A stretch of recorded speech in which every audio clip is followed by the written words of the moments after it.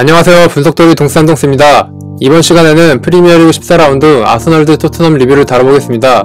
영상은 두 개로 나누어져 있으며 1부는 전반전, 2부는 후반전의 내용이 담겨 있습니다. 그럼 1부 시작하겠습니다.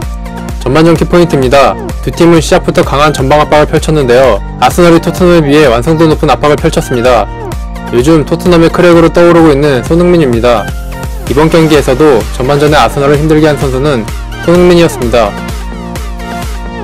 3-4-3 포메이션으로 경기에 나서는 아스널입니다. 이에 맞서 4-3-1-2 포메이션으로 경기에 나서는 토트넘입니다. 아스널의 전방 압박입니다. 아스널은 3-4-3 형태로 전방 압박을 펼칩니다. 3명의 공격수들이 골키퍼와 수비수들 패스 기록 사이에 위치하여 빌드업을 방해합니다. 2명의 윙백도 높은 위치까지 올라와서 측면으로 빠지는 빌드업을 차단합니다.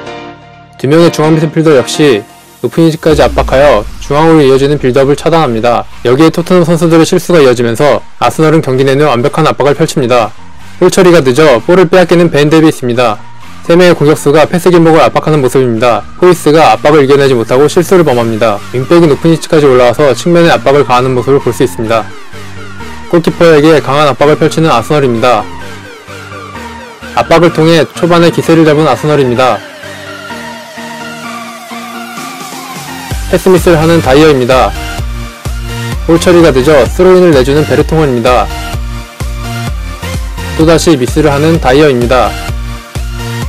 호이스는 빌드업이 버거워 보입니다. 토트넘의 포메이션인 4-3-1-1 포메이션의 수비적 특징입니다. 공격진을 먼저 살펴보겠습니다. 장점으로는 2명의 중앙 수비수와 앞에 수비형 미드필더를 압박하기 좋습니다. 예를 들어 4-3-3 포메이션을 압박할 때 좋습니다. 자세한 내용이 궁금하신 분들은 저번 경기 토트넘 대 첼시 리뷰를 보시는 게 좋을 것 같습니다. 단점으로는 측면을 수비하기에는 적절하지 않은 대형이란 것입니다. 3명의 미드필더들은 수비 시에 미드필더 전 지역을 커버하기 어렵다는 단점이 있습니다. 다사이와 같은 4명의 미드필더가 포진해 있는 대형을 떠올리시면 비교하기 좋을 것 같습니다. 앞에서 언급한 내용들은 결국 4-3-1-1 포메이션이 측면 수비가 어렵다는 내용을 담고 있습니다. 우선 측면으로의 볼트를 막기 어렵습니다. 결국 측면 수비를 풀백의 수비 능력에 기대해야 하는데 그 한계가 있습니다. 상대에 비해 숫자 싸움에 불리한 구조적 문제를 가지고 있는 것입니다. 토트넘의 압박을 살펴보겠습니다. 4-3-1-2 형태로 전방 압박을 펼치는 토트넘입니다. 볼이 있는 쪽의 중앙 서비스들과 앞에 중앙 미드필더를 압박하는 3명의 공격수입니다. 토트넘은 아스널과 달리 풀백들이 전방 압박을 펼치지 않았습니다. 토트넘의 전방 압박은 반대편 중앙 서비스와 윙백에 대한 압박이 미흡하다는 단점이 있습니다. 아스널은 반대 전환을 통해 토트넘의 압박을 무력화시켰습니다.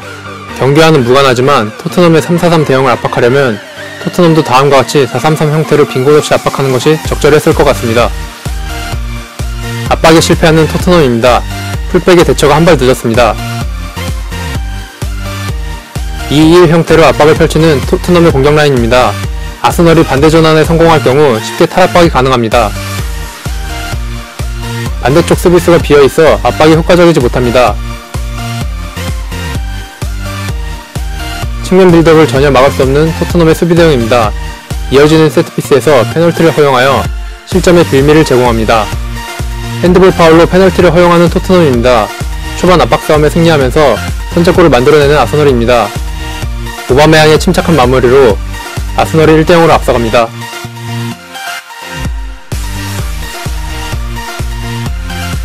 아스널은 윙백을 통해 공간 활용을 잘 하였습니다. 측면 수비에 어려움이 있는 토트넘입니다. 아스널로서는 점수를 벌리지 못한 것이 아쉬웠을 것입니다. 아스널의 빌드업을 막기 힘든 토트넘의 압박입니다.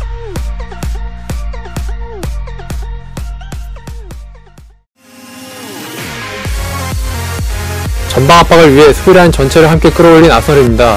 여기서 아스널의 약점은 뒷공간이 발생한다는 것입니다. 토트넘이 이것을 적극적으로 활용하였습니다. 손흥민이라는 발빠른 공격수의 존재가 이것을 효과적으로 만들었습니다. 손흥민은 스피드를 활용해 빠르게 두 중앙 미드필더 뒤로 돌아 들어가는 움직임이 좋은데요. 이후 중앙 수비수와 1대1 승부를 펼치는 것에 자신감을 보였습니다.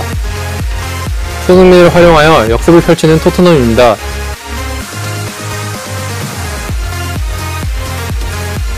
토트넘의 역습이 점점 살아나기 시작합니다.